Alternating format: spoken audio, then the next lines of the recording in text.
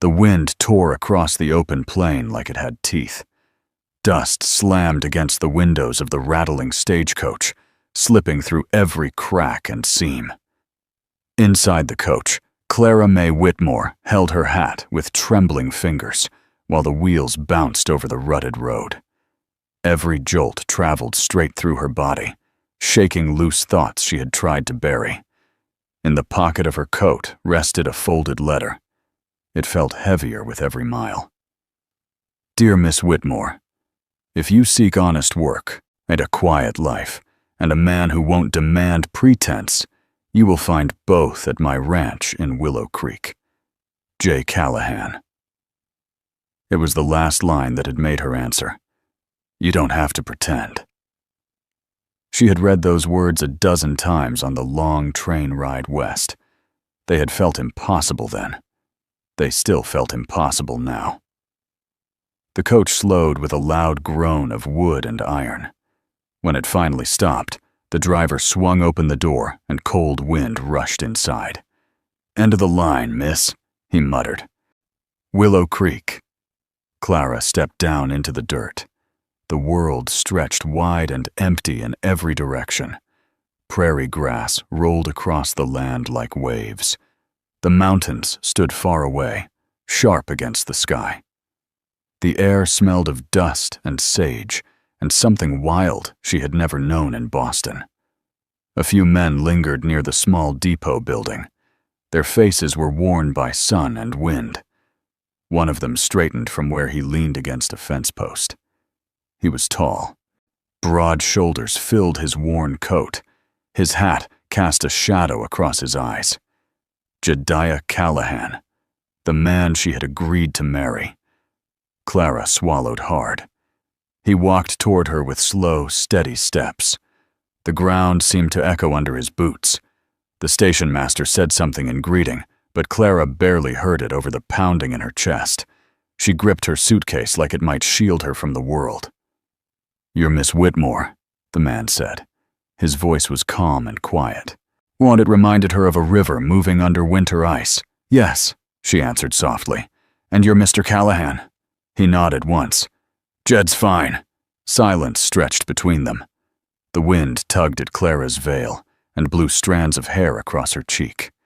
She felt exposed standing there beneath the wide Wyoming sky. Every mistake she had ever made felt written across her face. Jed studied her carefully. Then he spoke the words that would stay with her for the rest of her life. You don't have to pretend with me. Something inside her chest loosened. Not softer exactly, just clearer, like air finally reaching lungs that had been tight too long.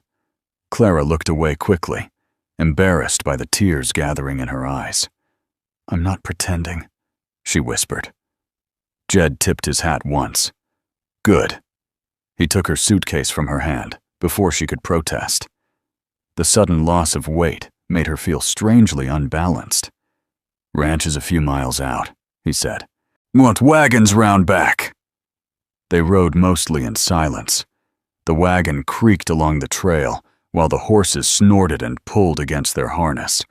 The prairie stretched endless on every side. The sky slowly turned purple as the sun sank behind them. Clara glanced sideways at Jed. His profile looked carved from stone, a square jaw covered in rough beard, eyes always focused somewhere far ahead. She wanted to ask him why he had written that letter. Wanted to explain why she had fled across the country, but the words felt too fragile to release. When the wagon finally rolled into the ranch yard, Clara saw a small house with smoke curling from the chimney. 2 barns stood nearby. The fences leaned in the wind but held firm. The place was simple, plain, but it felt alive. A woman stepped onto the porch. Her gray hair was tied in a tight bun, and flour dust covered the front of her apron. Evening, Mr. Callahan, she called, and then her eyes softened when she looked at Clara. And this must be Miss Whitmore. Clara, Jed corrected gently. This here's Doy. She keeps the place running better than I ever could. Doy smiled warmly, and reached for Clara's hand. "Welcome to Willow Creek, dear." Clara tried to smile back, though her throat burned. "Thank you. It's beautiful." Doy looked out over the land before answering. "Beautiful," she said slowly. "And unforgiving if you're not careful." Then her expression softened again. "You must be tired. Supper's ready." Inside the house was warm and comforting. A fire crackled in the hearth. The smell of stew and fresh cornbread filled the small room. Clara sat carefully at the wooden table while Doy filled bowls. Jed removed his hat and sat across from her. "You've come a long way," he said quietly. "Yes." Her spoon tapped lightly against the bowl. "Farther than I ever thought I would." "Boston," he said. She nodded. "You know it?" "Only heard of it," he replied. "Too many people." She smiled faintly. "You're not wrong." Jed watched her carefully. "And you left all that behind for this?" When Clara hesitated. "I didn't have much of a choice." Her voice came out thin. "Once a woman's name is ruined back east, there isn't much left for her." The room grew quiet. Doy's spoon paused in the pot. Jed didn't react the way Clara expected. He didn't ask questions or show pity. After a long moment, he simply said, "We all got ghosts." He met her eyes calmly. "Mine don't scare easy. Yours won't either." Something fragile inside Clara loosened again. No judgment, no lecture, just acceptance. After supper, Doy showed her to a small bedroom overlooking the pasture. "You'll rest here tonight," she said kindly. "Mr. Callahan's seeing to the horses." Clara nodded. "He's quiet," Doy chuckled. "That he is. But quiet men usually mean what they say out here." Clara sat on the edge of the narrow bed once the door closed. The walls creaked in the wind. Somewhere outside, a coyote howled. She reached into her coat pocket and pulled out Jed's letter. Or the paper was worn from being folded and unfolded so many times. You don't have to be perfect. You don't even have to be sure. You just have to come. Clara folded the paper again and tucked it under her pillow. Through the window, she saw Jed walking across the yard from the barn. A lantern swung gently in his hand, while the wind tugged at his coat. For the first time in months, Clara did not feel like she was running. Still, fear lingered. What if he changed his mind? What if the town learned the truth about her? What if she could never become the woman he deserved? But watching him cross the dark yard with that steady, unhurried stride, something quiet inside her whispered a different possibility. Maybe she had finally reached a place that would not throw her away. Morning came cold and bright. Clara stepped onto the porch, wrapped in a borrowed shawl. Jed stood near the wagon, tightening the harness on the horses. He looked up when he saw her. "You planning to stay a while?" he asked. She hesitated. "If you'll have me." Jed studied her for a moment. Then he nodded. "We'll give it a week." "A week?" she repeated. "You see what ranch life's like," he said calmly. "After that, you decide." A test, or maybe mercy. "All right," Clara said quietly. 1 week. Jed climbed onto the wagon seat and extended his hand. "Out here," he said. "A week's plenty long to learn whether someone means to stay." Clara placed her hand in his. Met the prairie wind lifted her hair into the sunlight as she climbed beside him. Behind them, the road she had traveled stretched far across the open land. Ahead waited 7 days that would change everything. The next morning came bright and sharp, the kind of Wyoming morning that made the sky look endless and the air feel alive. Clara woke to the smell of coffee and the sound of boots moving across the wooden floor below her room. For a moment she forgot where she was. Then she saw the rough wooden walls, the narrow window, and the open prairie stretching beyond it. Willow Creek. She sat up slowly and wrapped the blanket around her shoulders. The air was cold enough to bite at her skin. Outside, a rooster crowed like he owned the entire valley. Clara washed her face in the small basin and brushed out her tangled hair. When she looked at herself in the little mirror above the washstand, she barely recognized the woman staring back. And her cheeks were pale from the journey. Her eyes still held the shadow of too many sleepless nights. But there was something new there, too. A small spark of courage. Downstairs, Doy stood at the stove, flipping biscuits in a cast-iron pan. The kitchen smelled warm and comforting. Jed sat at the table already dressed for work. His hat rested on the chair beside him, and steam rose from the coffee mug in his hand. He glanced up when Clara entered. "Morning." "Morning," she replied softly. Doy turned with a smile. "Hope you slept all right, dear." "I did," Clara said. "Thank you." Jed tore a piece of bread and chewed thoughtfully. "You'll get used to the sounds out here," he said. "The wind, the coyotes. It never gets quiet. It just changes what kind of noise it makes." Clara managed a small smile. "I think I prefer that." Doy placed a plate of eggs and biscuits in front of her. "Best eat while it's hot, mister. Callahan here works folks harder than a mule before lunchtime." Jed didn't react to the teasing. "She's got 1 week," he said simply. Clara looked up from her plate. 1 week to see if she likes the life." Doy chuckled. "That's what he said about the last horse he tried to train." Jed's mouth twitched slightly. "We'll start simple," he said, looking at Clara. "How simple?" she asked carefully. "Fence line." Clara nearly choked on her biscuit. But the morning sun climbed higher as they rode out to the north field. Jed walked beside her carrying a hammer and a coil of wire. The land stretched wide and open around them. Tall grass moved in the wind like waves across the prairie. Jed pointed toward a leaning fence post. "Hold that steady." Clara braced the post with both hands while he swung the hammer. The nail sank deep into the wood with a clean crack. The rhythm of his work was steady and practiced. After several minutes, Clara finally spoke. "Do you ever talk while you work?" Jed glanced at her. "Only if there's something worth saying." She bit back a smile. "And what counts as worth saying?" Truth. The word struck her harder than she expected. Truth had ruined her life once. Back in Boston, truth had turned whispers into accusations and turned friends into strangers. They worked for a while in silence. Clara's hands quickly grew sore. Her palms burned from gripping the rough wood. Still, she refused to complain. Eventually, Jed handed her the hammer. "Try."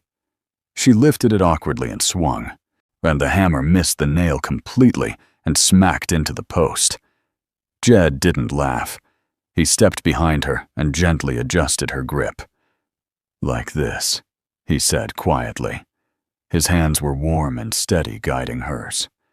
"Let the weight do the work." Clara swung again. The nail drove straight into the wood. Her heart pounded harder than the hammer. Jed stepped back. "You learn fast." She wiped sweat from her forehead. I had a good teacher." They worked another hour before stopping beside a small creek. Jed filled a tin cup with water and handed it to her. "You're tougher than you look," he said. Clara drank deeply before answering. "And you're quieter than anyone I've ever met." "Quiet's easier," he said.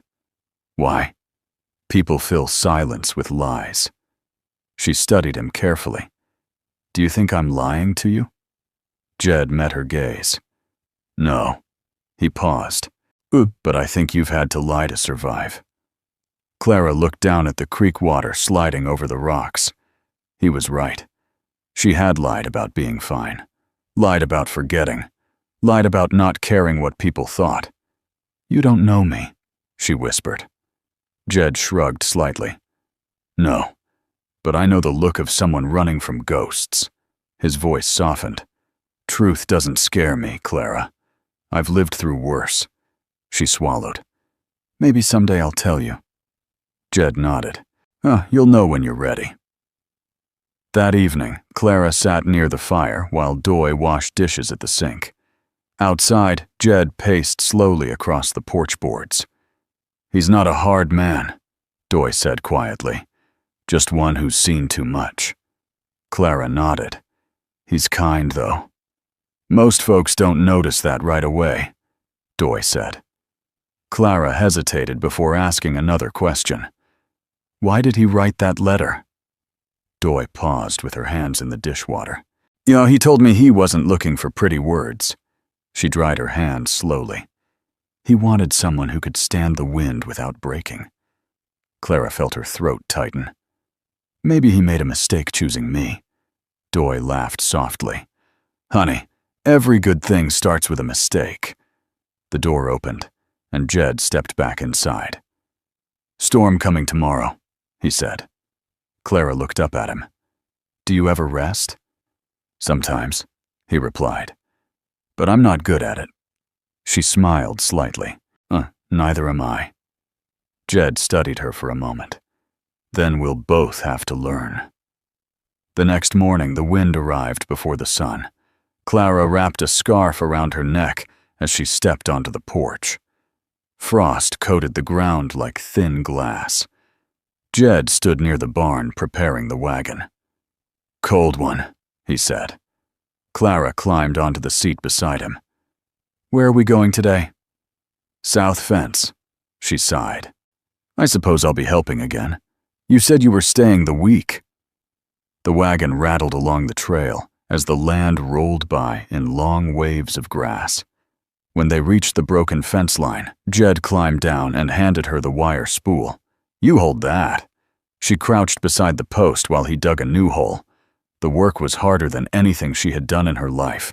At one point, she tripped and fell straight into the mud. A loud laugh echoed behind her. Clara turned to see a young ranch hand sitting on a horse nearby. You all right there, Miss Clara? He called with a grin. Just testing the ground. Jed handed her a rag.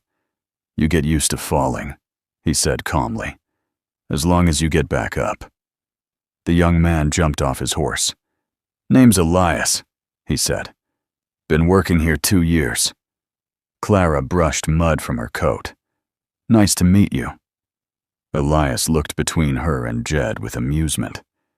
You putting her to work already, boss? She volunteered, Jed replied. Clara lifted her chin. I'm perfectly capable. Elias raised his hands. I believe you. By the time the sun dipped low, they had repaired half the fence. Clara's hands were blistered.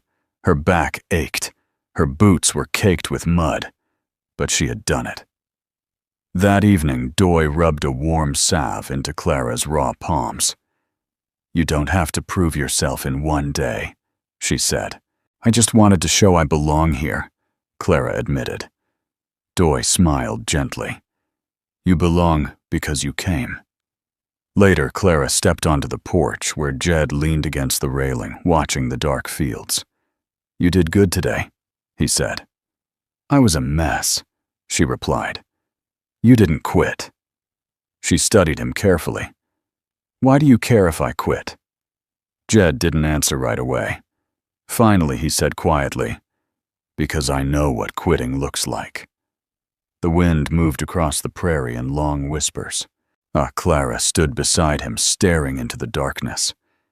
You ever think about leaving this place? Jed shook his head. Left enough already. She nodded slowly. I think I needed somewhere that holds me still.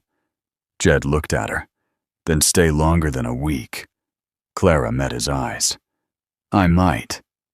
The days after that conversation changed something between them. Clara noticed it first in the quiet moments. Jed still rose before sunrise, but he still walked the fence lines and checked the horses before most people even opened their eyes. But now, when Clara stepped outside, he no longer seemed surprised to see her beside him. Instead, he simply handed her a bucket or a rope and continued working. The first week passed faster than Clara expected. She fed the chickens in the mornings and gathered eggs while the sun climbed slowly over the hills. She helped Doy cook meals and learned how to stretch a stew across 2 days without wasting a single ingredient. By afternoon, she was usually outside again, learning the rhythm of ranch life. Her hands blistered and cracked. Her shoulders ached. Her boots filled with dust. But something inside her chest felt stronger with every passing day. One evening, after a long day of hauling feed to the barn, Clara sat on the porch steps watching the sky fade into purple. Jed walked across the yard carrying a saddle. He stopped when he noticed her staring out across the fields. "You thinking about leaving?" he asked quietly. Clara shook her head. "No." Jed set the saddle down and leaned against the porch rail. "You finished your week," he said. She looked up at him. "I know." Silence stretched between them. The prairie wind moved through the tall grass like a soft whisper. Jed rubbed the back of his neck, and something Clara had noticed he did when he was thinking hard about what to say. "You planning to stay longer?" Clara looked out at the land, the wide sky, the barns, the small house with smoke rising from the chimney, a place that had begun to feel less like a stranger's ranch and more like something she could belong to. "Yes," she said softly. Jed nodded once. "Good." The next morning came with clear skies and warm sunlight.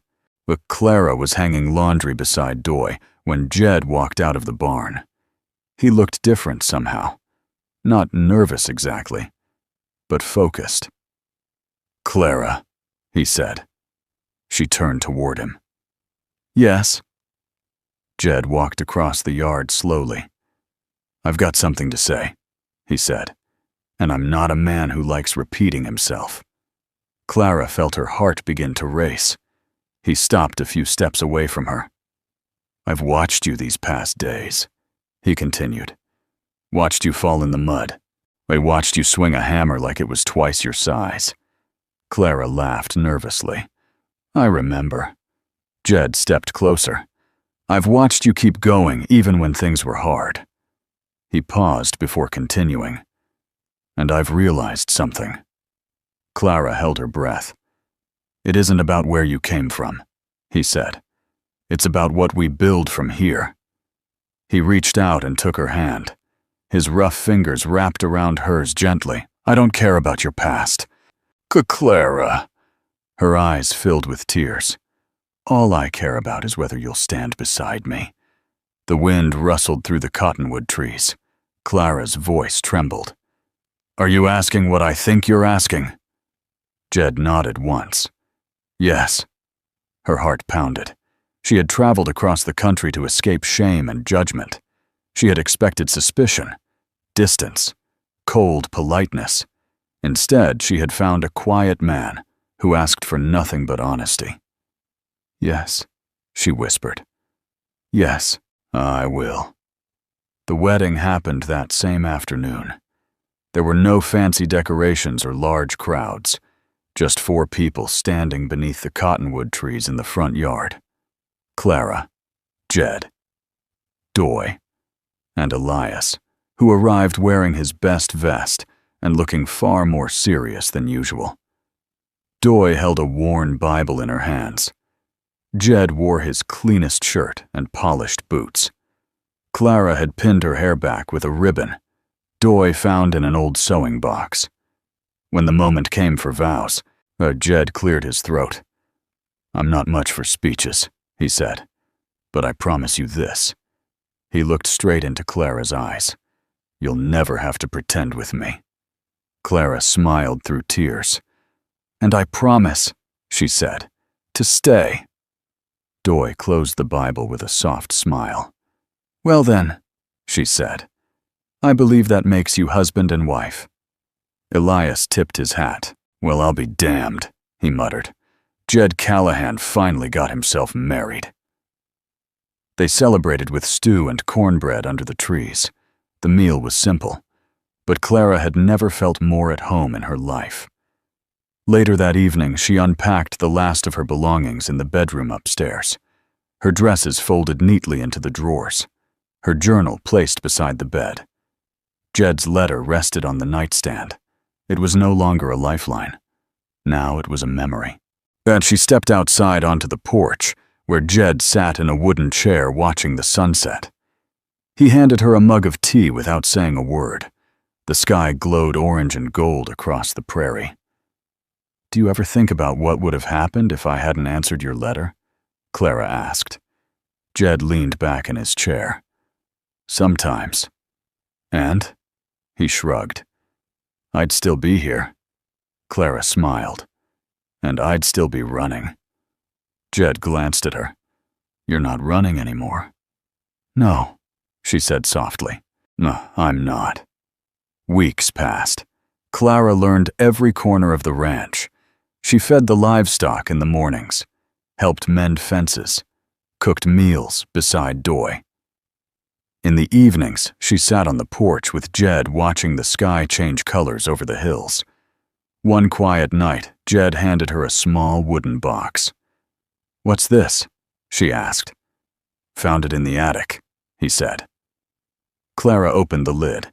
Inside were a few old keepsakes, a faded photograph, a coin, an embroidered handkerchief. "Not you can keep your things in it," Jed said. She touched the photo carefully.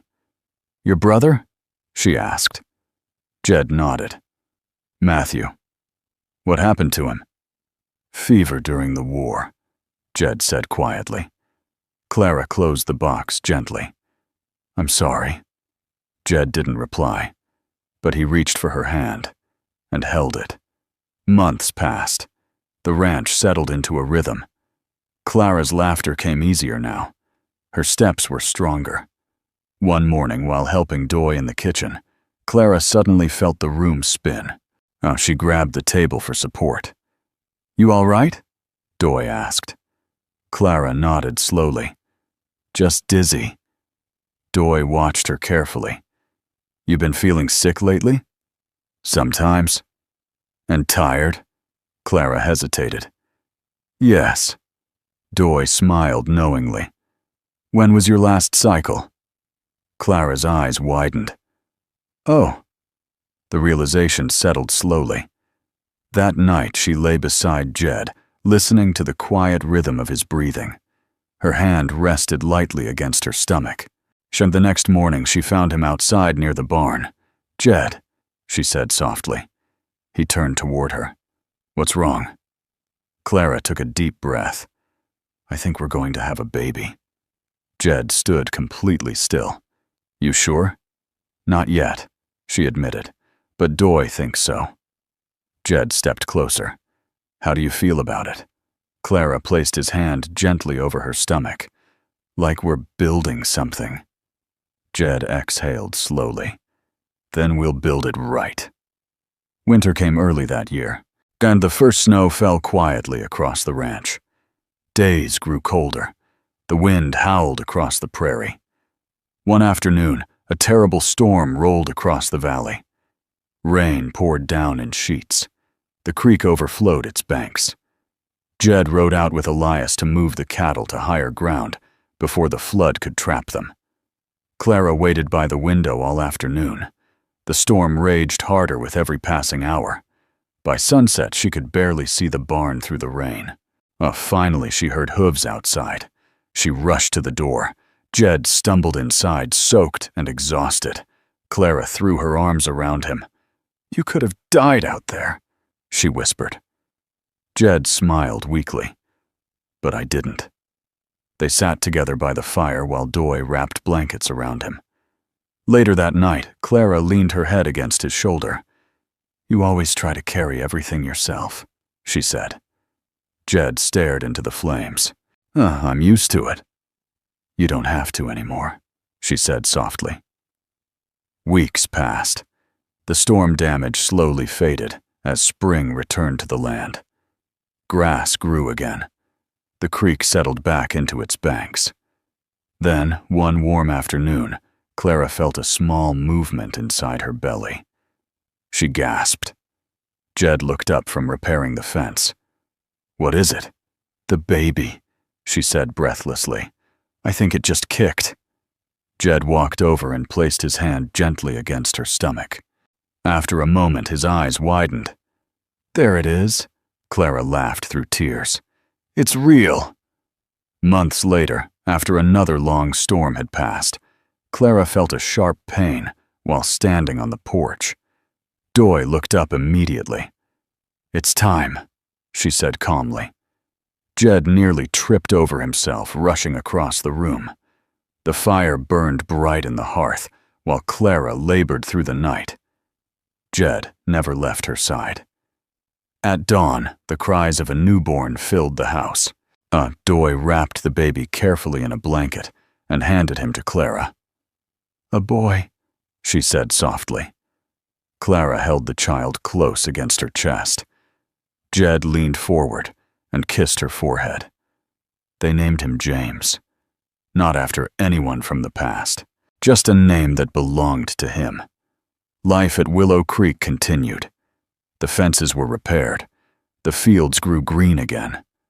Clara sat on the porch most mornings with James wrapped in a quilt against her chest. She watched Jed working in the fields with Elias. The wind moved through the grass like it always had, but everything felt different now. One quiet evening, Clara and Jed sat together on the porch swing, while James slept between them. "You ever think about that first day?" Jed asked. "When you stepped off that stagecoach." Clara smiled. "I remember crying." "You were brave," he said. "I was terrified." Jed reached for her hand. "You didn't have to pretend." Clara looked out across the wide Wyoming hills. For the first time in her life, she truly believed it. "No," she said softly. "I never did." The porch swing creaked gently. The wind carried the sound across the open land. And somewhere out in the quiet prairie, as a woman who had once arrived in tears had finally found the place where she belonged.